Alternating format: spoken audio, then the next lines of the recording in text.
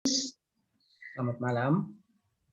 Selamat malam. Mungkin di awal renungan kami minta Pastor Agus memperkenalkan diri kepada para pendoa syafaat, karena ada pepatah tak kenal maka tak sayang, Pastor. Jadi malam hari ini dipersilakan Pastor memperkenalkan diri. Waktu dan tempatnya, Pastor. Pastor keluar itu.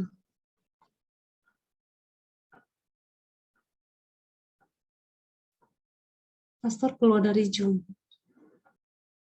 Baik, tadi bilang apa untuk saya? Untuk perkenalkan diri ya? Iya, Pastor. Iya, Pater. Minta perkenalkan Iya, diri. putus. Ya. Jadi nama saya itu Agus Duka. Saya sekarang bekerja di Jakarta. Tinggal saya di Jalan Matraman Raya 125 Jakarta. Kerja di Yayasan Sifat Internasional yang urus tentang human trafficking dan migrasi. Sebelumnya saya di KWI, Konferensi Wali Gereja Indonesia, di Komisi Komunikasi Sosial. Lalu juga pernah beberapa tahun yang lalu, sempat 5 tahun kerja di Lembaga Sensor Film Indonesia untuk sensor-sensor film, macam gitu lah. Jadi sekarang diminta untuk ngomong tentang Maria, coba kita berbicara saja apa. Saya akan memberikan beberapa paparan singkat, lalu kalau ada yang mau bertanya nanti bisa ditanyakan. Kira-kira itu dari yang saya. Terima kasih, Pater. Dipersilakan memulai renungan, Pater. Bisa share screen ya supaya saya paparkan ini ya. Bisa lihat sekarang?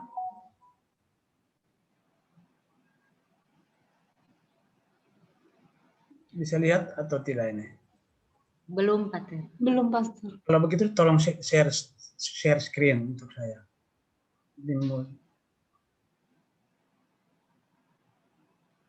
Sudah bisa lihat belum ya? Belum, Pater. Belum ya.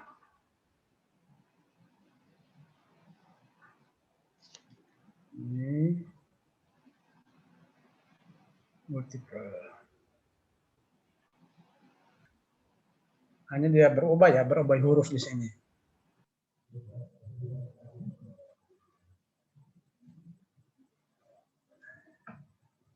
Oke, saya mulai saja ya, walaupun ada perubahan dalam tulisan ini. Ya. Bisa dengar suara saya ya? Halo? Bisa, Bisa, Pastor. Oke, berarti saya mulai sudah kalau gitu ya. Jadi tema yang akan kita bicarakan pada hari ini adalah putting the last first, yaitu dahulukan yang terakhir atau dahulukan yang terabai. Di sini hendak kita mengungkit sedikit jejak rohani sang bunda judulnya. Jadi kira-kira jejak-jejak rohani apa, spiritualitas mana dari Maria yang perlu kita sama-sama refleksikan. Oleh karena itu saya minta supaya sebelum kita mulai, mungkin kita dengar sebuah lagu tentang Maria supaya kita masuk dalam suasana doa.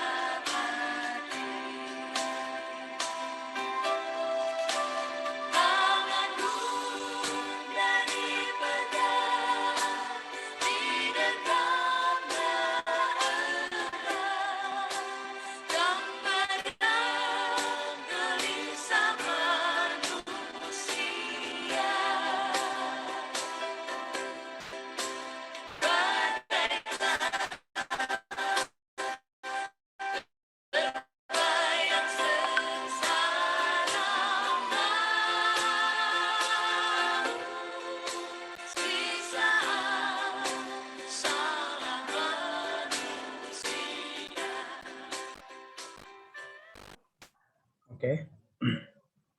Baik. Kita kembali ke tema tadi.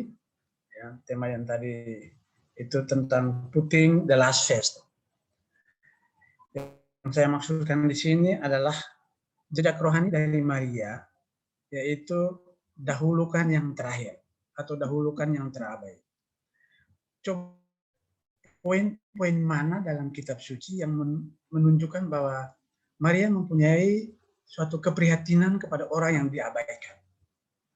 Maka kita berusaha dalam konteks hari ini, kita berusaha untuk mengungkit jejak rohani Sang Bunda. Kan hari ini kita memperingati Bunda Maria sebagai pelindung gereja.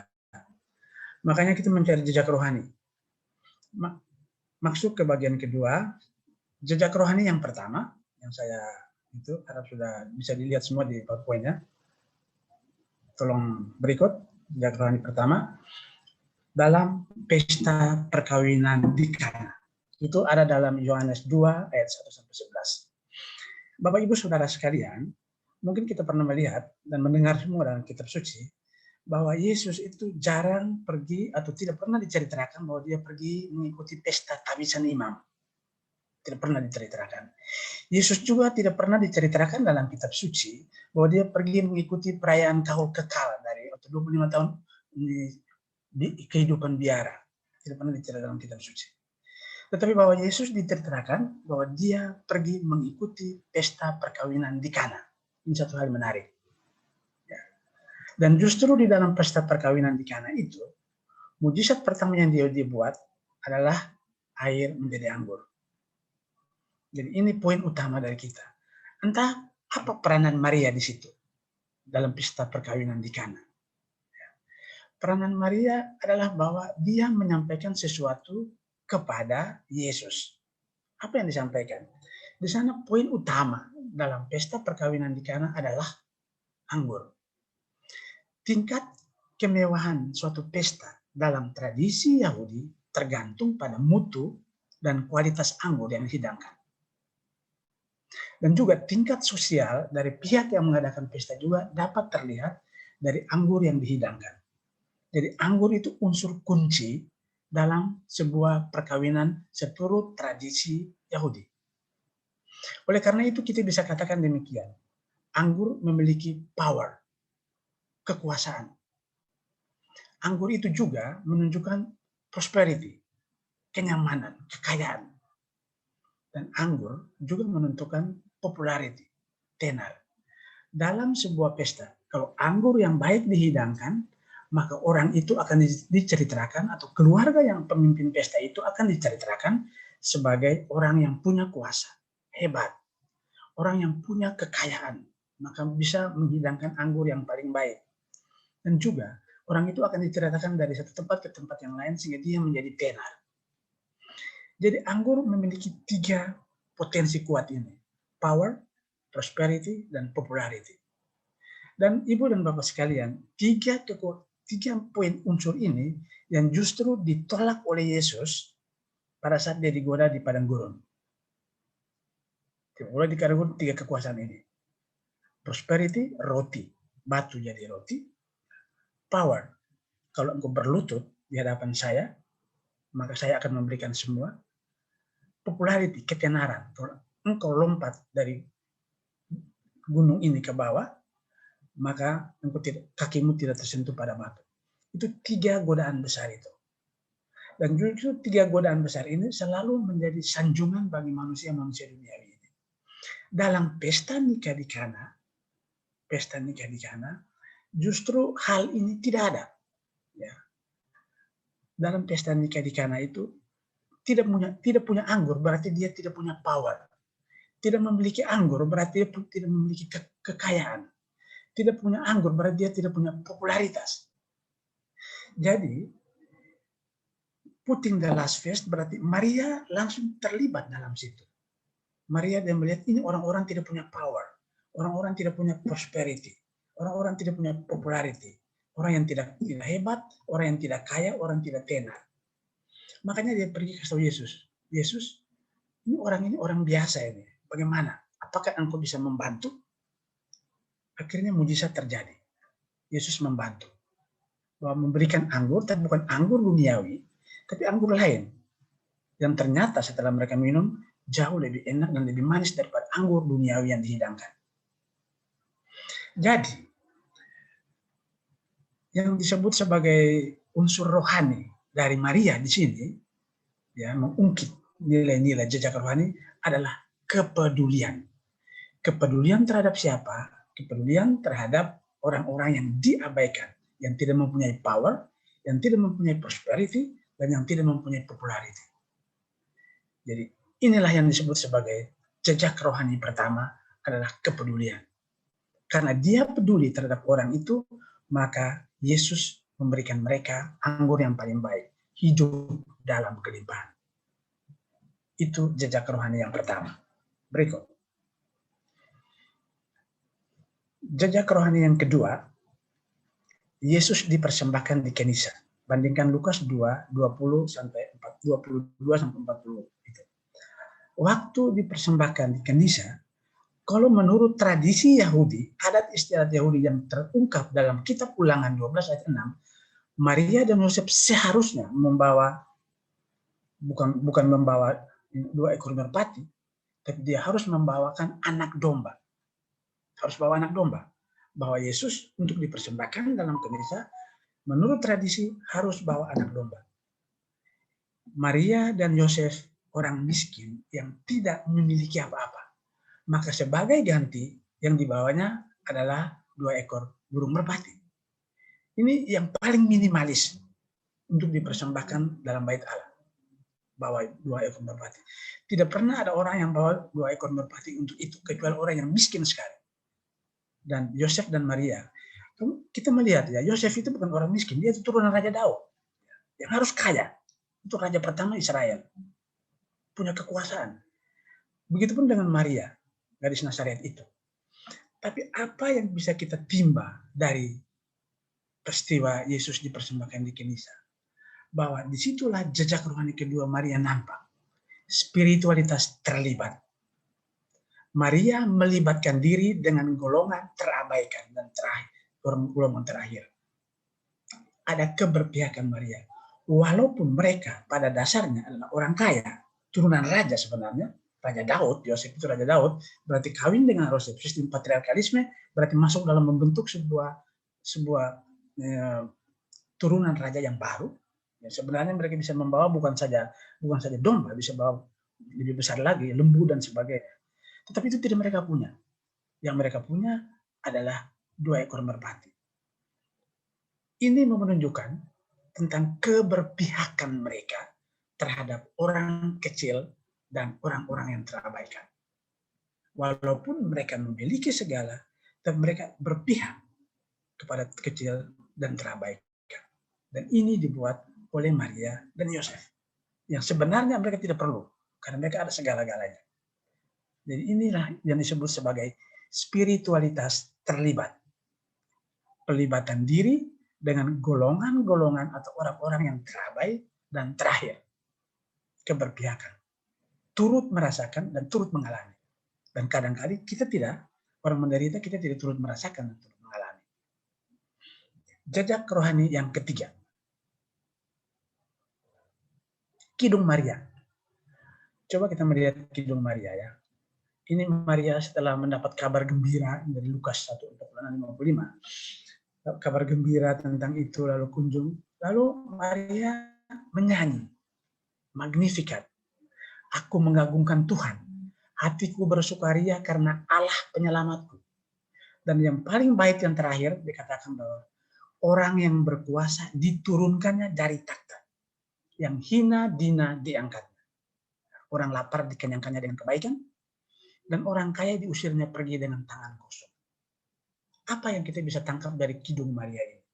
Mau mengatakan bahwa kalau yang pertama tadi ada kepedulian, yang kedua keterlibatan, yang ketiga bahwa liturgi dari Maria, pujian dari Maria bukan pujian untuk mengagungkan dirinya sendiri, tetapi isi dari doa Maria adalah doa untuk orang kecil, doa untuk orang sederhana, doa untuk orang-orang yang diabaikan.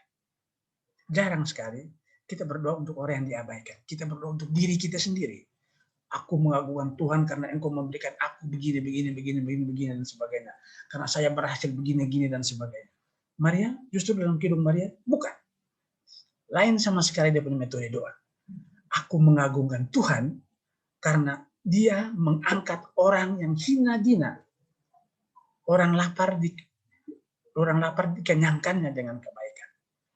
Jadi Maria dalam jejak rohani ketiga adalah doa-doanya, liturginya, perayaannya, dia berusaha untuk memasukkan orang-orang yang terabaikan, orang-orang kecil, orang-orang tertindas, orang-orang yang tidak diperhitungkan oleh pemerintah dan gereja untuk diangkat dalam persembahan kepada Tuhan.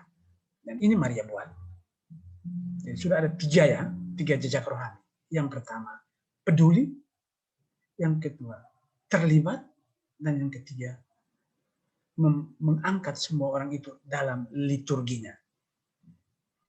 Dan saya sementara berpikir demikian, Ibu dan Bapak saudara-saudara sekalian, tata perayaan Ekaristi kita akan dirubah dalam waktu dekat. Lagi 1 minggu mungkin dirubah dalam perayaan Ekaristi itu.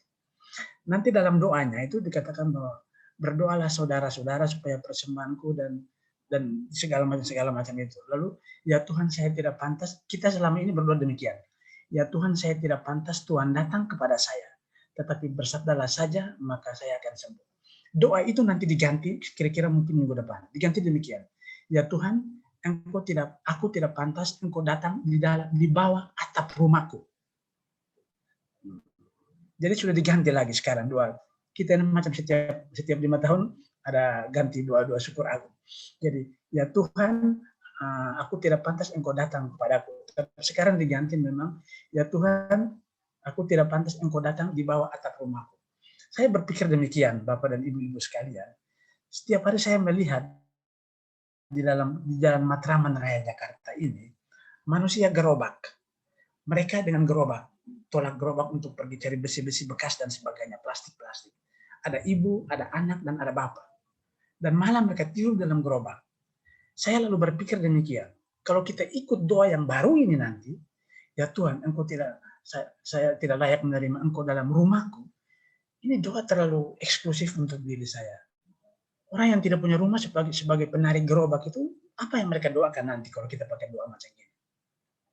Jadi ini yang saya sementara berpikir, supaya kita, umat Kristiani juga, keterlibatan kita, kerohanian kita, juga harus mengangkat orang-orang kecil, orang-orang yang terabaikan dalam ritual kita, dalam seremoni kita, dalam liturgi kita. Jadi doa kita bukan doa untuk mengagungkan diri sendiri, doa untuk diriku, tapi seperti Maria, orang berkuasa diturunkannya dari takhta, yang hina dina diangkatnya. Berikut. Dan ternyata, saya bilang buah jatuh tidak jauh dari pohonnya. Doa Maria tadi itu diikuti lurus-lurus oleh putranya sendiri, Yesus. Ini dalam Lukas 10:21. Tatkala Yesus mengutus 70 murid pergi merasul, lalu pulang, murid-murid lapor, Yesus, kami bisa usir setan. Yang lain mengatakan, Yesus, ini orang-orang yang dipagut oleh ular kami bisa sembuhkan. Kalau jengking kami bisa sembuhkan. Masing-masing mereka membuat semacam cerita keberhasilan. Success stories. Cerita keberhasilan. Lalu apa yang Yesus katakan? Yesus doa begini. Aku bersyukur kepadamu Bapa, Tuhan langit dan bumi. Karena semuanya itu Engkau sembunyikan bagi orang bijak dan orang pandai, tetapi Engkau nyatakan kepada orang kecil. Ya Bapa, itulah yang berkenan kepadamu. Persis seperti Kidung Maria. Aku mengagungkan Tuhan karena Dia mengangkat hambanya yang hina dina ini. Yesus punya, aku memuji Tuhan karena Engkau sembunyikan semua yang kehebatan kepada orang pintar dan pandai, tapi Engkau nyatakan kepada orang kecil. Jadi Yesus juga, Dia mengangkat orang-orang kecil, orang-orang yang terabaikan dalam seremoninya, dalam doanya, dalam liturginya. Jadi ini 3 jejak rohani Maria yang saya sangka jarang kita dengar, tapi saya sengaja ungkit dan angkat supaya kita sedikit paham tentang Maria disebut orang kudus karena buat seperti ini. Jarang sekali kita melihat Maria membuat hal-hal lain dalam ritual selain berbuat baik seperti ini. Berikut. Kenapa sehingga Maria bisa buat begitu? Maria berkaca pada siapa? Kok Maria yang begitu dia bisa tahu ya? Dia punya 3 jejak rohani itu. Sampai-sampai Yesus juga tiru sama dia. Berkaca pada siapa? Berikut. Pertama, dia berkaca pada Yahweh. Ibu, Bapak mungkin pernah mendengar dan cerita Yahweh pada waktu umat Israel ditindas di Mesir. Lalu begitu menderita, mereka lihat orang-orang Israel, Yahweh melihat bahwa orang Israel sangat menderita, orang kecil yang diabaikan sama sekali. Akhirnya dalam Keluaran 3:7-8, dia panggil Musa, lalu dia bilang begini, Musa, aku telah memperhatikan dengan sungguh-sungguh kesengsaraan umatku di tanah Mesir. Aku telah mendengar seruan mereka yang disebabkan oleh pengerah-pengerah mereka. Aku mengetahui penderitaan mereka. Sebab itu aku turun dari tangan orang-orang Mesir dan menuntun mereka keluar dari negeri itu ke negeri yang baik, luas, berlimpah susu dan madu. Ibu dan Bapak sekalian, pedagogi Yahweh itu saya tulis dalam huruf merah itu. Bahwa kalau melihat orang menderita, orang terabai, orang terkecil yang tidak diperhatikan, maka sikap Allah adalah apa? Sikap Allah adalah pertama, memperhatikan. Yang kedua, mendengar. Yang ketiga, tahu. Sesudah itu bukan hanya pada tataran intelektual. Sebab itu aku turun. Untuk apa turun? Lepas mereka. Lalu tuntun mereka. Bukan saja lepas, tapi membiarkan mereka. Tuntun. Menuntun kemana? Menuntun ke suatu negeri yang baik, luas, berlimpah susu dan madu. Ini sikap Tuhan yang ditiru oleh Maria. 3 jejak ilahi, rohani dari Maria itu, dia bercermin dan berkaca pada pedagogi Yahweh. Karena Yahweh yang menentukan, Tuhan yang menentukan, maka saya tidak bisa tidak harus ikut seperti itu. Berikut. Setelah Yahweh, Maria juga ikut sama Musa.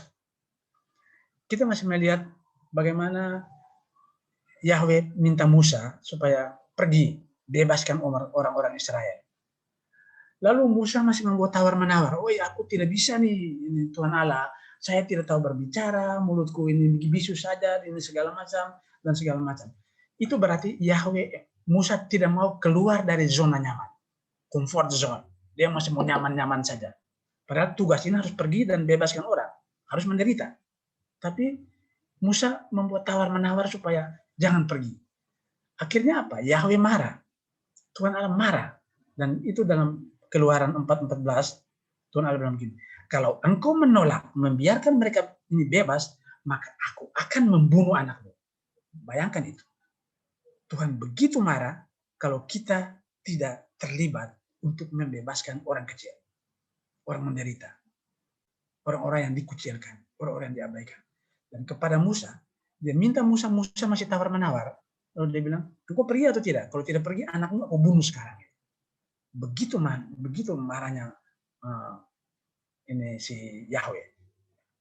Jadi bagi Yahweh, kalau orang kecil, orang sederhana, orang terabaikan belum terbebaskan, no way, tidak cara lain lagi. Atau engkau pergi atau saya bunuh engkau. Keras.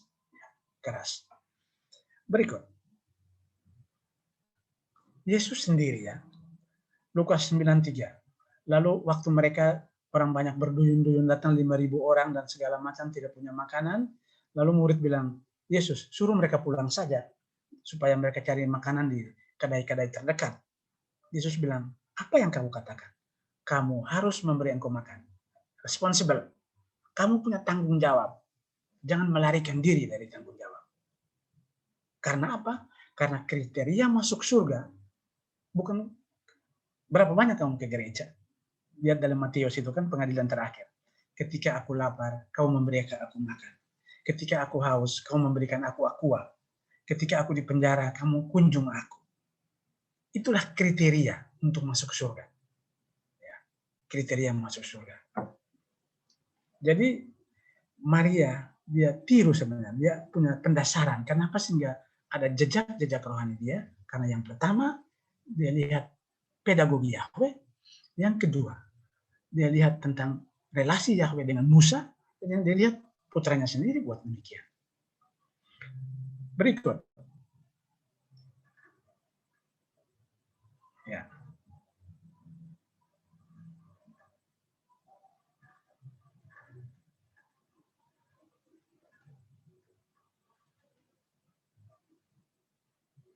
Ya, terus sampai selesai.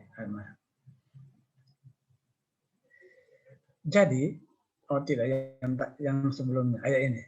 Dahulukan yang terakhir, itu tadi, putting the last phase yang warna merah, itu dahulukan yang terakhir, yang siapa yang pernah membuat itu? Ya, jejak-jejak rohani siapa yang itu? Pertama, Yahweh, yang kedua, Musa, yang ketiga, Yesus, dan ditiru oleh Maria. Semua mereka ini yang suruh. Jadi ini bukan tadi bilang Romo Agus yang ngomong. Tidak. Ini mereka yang ngomong. Yahweh ada, Musa ada, Yesus ada, Maria ada. Itu jejak rohani mereka. Jadi orang-orang Kristiani, orang-orang Katolik harus move on. Move on dari apa? Dari kenyamanan diri sendiri. Keluar dari zona nyaman. Harus out of the box. Move on. Harus beralih. Karena beralih. Kalau kita tidak beralih, saya pikir kalau kita hanya nyaman-nyaman saja, lalu kita tidak dahulukan yang terakhir, nanti Yahweh akan marah seperti dia marah sama Musa. Kalau kamu diam saja dan tidak mau mengambil alih, aku akan bunuh anak-anakmu. Dan Maria buat begitu. Akhirnya semua diselamatkan. Berikut. Makanya putra-putri serta webinar ini, ya, apa yang harus kita buat? Kalau kita mau putting the last, maka pertama open mind. Kita paham harus inklusif, jangan eksklusif. Lalu yang kedua, open heart. Hati juga harus terbuka. Kalau pikiran terbuka, lalu hati tertutup, tidak ada guna. Jadi pertama, kita hanya baru bisa putting the last phase, kita harus bisa mencontohi jejak rohani Maria, kecuali yang pertama, open mind, yang kedua, open heart, dan yang paling penting juga, praktis kita, open doors. Rumah kita terbuka. Keterbukaan pikiran, keterbukaan hati, dan keterbukaan pintu rumah kita untuk mereka. Ini putra-putri Sang Buddha. Kalau kita mau betul-betul open mind, betul-betul mau putting the last phase. Berikut.